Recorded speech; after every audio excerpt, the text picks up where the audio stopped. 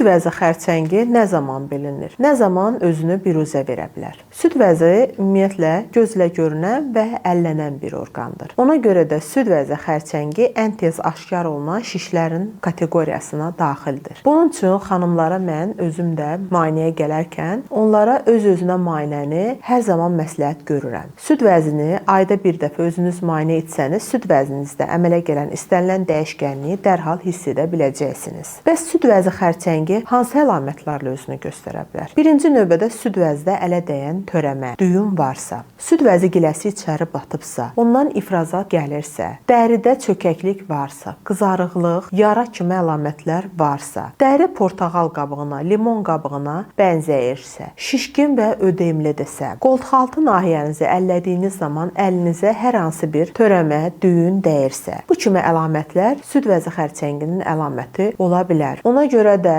əziz xanımlar, bəzən siz müayinəyə gəlirsiniz və mən sizə soruşduqda ki, süd vəzlərini müayinə edirsiniz, deyirsiniz ki, süd vəzinizə toxunmağa qorxursunuz. Süd vəzinizə toxunmağa qorxmayın. Çalışın, öz bədəninizi tanıyın. Çünki bədəninizi tanısanız, onda olan istənilən dəyişkənliyi dərhal və vaxtında aşkar edə bilərsiniz. Sağ olun, sağlam qalın.